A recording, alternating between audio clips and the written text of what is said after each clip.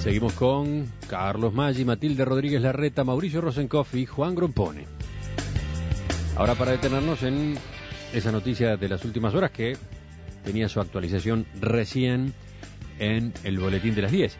El equipo de antropólogos que trabaja en el batallón 14 del Ejército encontró ayer nuevos restos óseos enterrados en esa dependencia, a pocos metros de donde en octubre del año pasado fue hallado el cuerpo de quien después se supo era Julio Castro, maestro desaparecido durante la dictadura. El presidente José Mujica está en este momento recorriendo el lugar. ¿Ustedes cómo recibieron esta nueva? Bueno, Mauricio. Uno recuerda a las madres y a los familiares de los desaparecidos que aún en tiempo de dictadura levantaron la demanda de saber qué había pasado y dónde estaban sus hijos.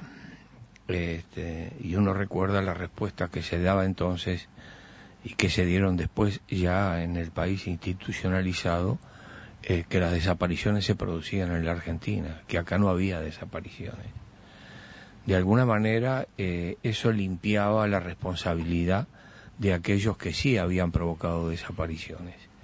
Y hoy estamos frente a una situación donde se da con un territorio perteneciente a directamente el comandante en jefe. Los batallones 3 y 14 respondían al comandante en jefe de las Fuerzas Armadas, donde se confirma la existencia del cementerio Arlington, y se confirma antes que eso por las excavaciones que hacía López Mas, que es un héroe en toda esta historia, restos desaparecidos por la tierra removida. Se confirmaba también de alguna manera la operación Zanahoria. Ahora, ese cuerpo, bueno, yo lo digo acá, digo esta historia de las abuelas y las madres y los familiares, cuando uno recuerda que uno de los cuerpos puede ser el de Elena Quinteros, cuya madre, la Tota Quinteros, junto con esta Matilde, nuestra Matilde, y la viuda de Selmar Michelini, encabezaron toda una campaña para recuperar los restos de los desaparecidos, que hubiera verdad y que hoy está justicia, fallecida. y que hoy fallecida. Matilde, seguimos contigo justamente. Sí, no, creo que es un momento muy removedor. Lamentablemente uno cree que es una buena noticia, es un logro, pero de buena noticia no tiene nada. Obviamente provoca una expectativa muy grande, como decía Mauricio, en todas esas madres. Hay que ponerse en la piel de ellas en este momento. ¿Quién será, verdad? Este nuevo desaparecido que se encuentra su esqueleto. Y bueno, creo además que es el momento de hacer un reconocimiento a la gestión política, de poner en práctica las excavaciones de acuerdo a los pocos datos que se tienen, pero que bueno, algún resultado vienen dando, y además hacer el reconocimiento al recurrir a los científicos preparados para esta tarea, con ese nivel de ciencia y de humanidad que tienen en el equipo antropológico, ¿verdad? Es el momento de hacer un reconocimiento a esa gente. Bueno, yo creo que lo de Julio Castro para mí fue un sacudón enorme. Tanto es así que me pasé todo enero, mientras no venía la tertulia, trabajando en ese tema. Y esto posiblemente sea otro parecido, ¿no? ¿Por qué fue un sacudón? ¿Y en qué estuviste trabajando? ¿Se puede saber? Bueno, escribí una novela policial sobre el tema, que todavía estará verde, muy verde, no sé qué pasará, si me animaré a publicar. Pero lo que me molestó hoy... Interesante. Pero fue un sacudón, decías. Sí, para mí fue un sacudón terrible, ¿no? Y esto tal vez sea otro igual. Creo que además esto está complementado por las declaraciones de algún militar del día de hoy diciendo, bueno, esto... cada vez que que el gobierno tiene algún problema con alguna dificultad, entonces desentierran un cadáver, ¿no? Qué bestia. Que eso es la confesión de lo que hacía la propia dictadura. La dictadura, yo me acuerdo perfectamente que cada vez que se enfrentaba con un problema económico, con algún problema social, entonces encontraba un grupo subversivo y ponía cientos de personas presas, ¿no? Sobre todo eso ocurría a fin de año. Fueron años de terror espantosos, ¿no? En los años 70, fines de los 70, donde hacían sistemáticamente esto. Y entonces él, este militar lo que hace es, le echa la culpa al gobierno de hacer lo mismo que hacían ellos. Yo creo que harían muy bien los militares, no solo de... La otra vez dije, digan la verdad. Yo diría que además, cállense, no digan estupideces. Yo quisiera decir además que me parece que hasta donde yo entiendo la operación Zanahoria no fue lo que se dijo, porque se suponía que era la remoción de cuerpos para ser incinerados y tirados al río. Bueno, es la comprobación de lo que está pasando, no es precisamente el efecto de la operación Zanahoria, ¿verdad? Lo horrible de esto es el grado de abuso que implica, ¿no? Es la muerte de un hombre por otro hombre, siempre es espantosa, pero cuando va acompañada de la peor alevosía posible, cuando se hace con toda la maquinaria del poder del Estado, ¿no? Para hacerlo y para esconderlo, para justificarlo, es más horrible, porque no solo el acto es asesino, sino que además tiene un efecto en la sensibilidad de la gente, embrutecedor, que vuelve a la gente a la fiera de la cual venimos, ¿no?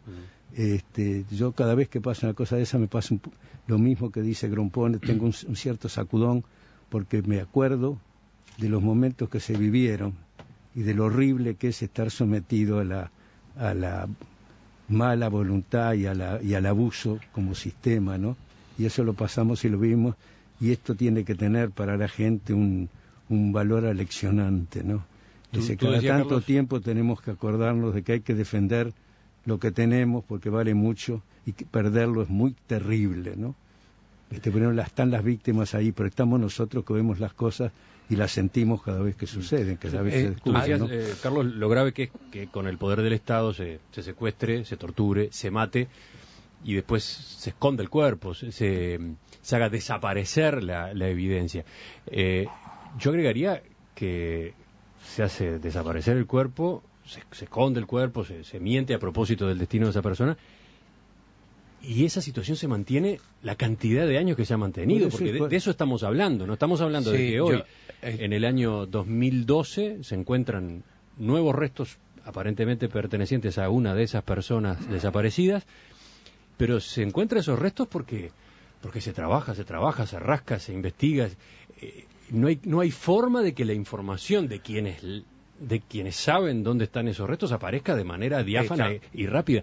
Los restos aparecen fruto de un trabajo costosísimo, desgastante, y que nunca se sabe si va a terminar llegando a todos los casos que hay que esclarecer. Iba a intervenir en ese sentido, es decir, digamos, en vez de este goteo que se está produciendo, que ya se encontró el hilo de Ariadna para poder atravesar el laberinto, teniendo en cuenta que pueden haber sorpresas espantosas, porque todavía no se sabe si ahí o en qué sitio están enterrados los 23 uruguayos que se trajo en un vuelo de la Argentina. Claro.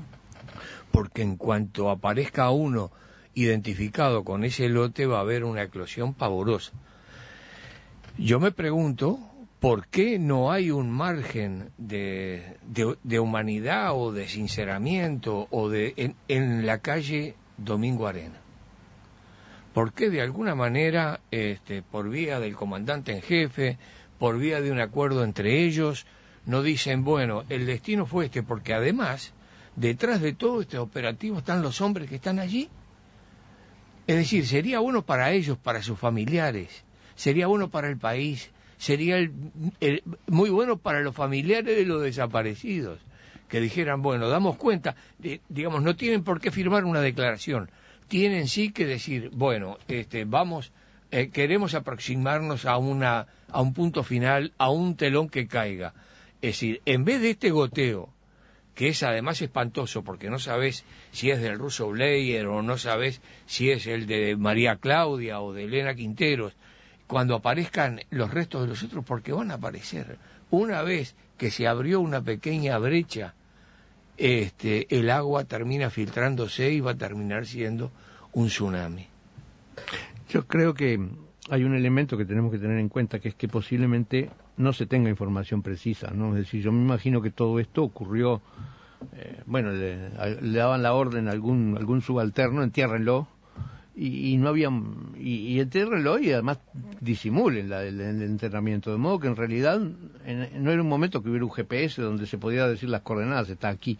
Sí, creo que en buena parte no se debe saber dónde estaban, y creo que en definitiva el fracaso de la Operación Zanahoria se debió seguramente a eso, es que había una cantidad de lugares que no se sabía dónde estaban, ¿no? Sí, porque claro, según comentaba más temprano López Mas, también se ha verificado que la Operación Zanahoria existió.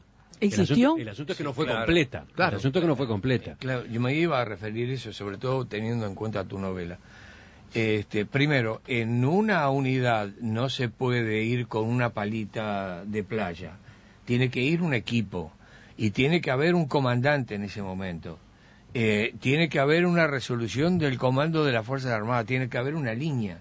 Quiere decir que eso no se hace por cuenta, che, mirá lo que me pasó, bueno, dale, hace un pocito. No, todo esto, además con todo el mecanismo y una misma técnica que se repite. Y quiero aclarar lo que decía de la Operación Zanahoria. También se produjo en el 13.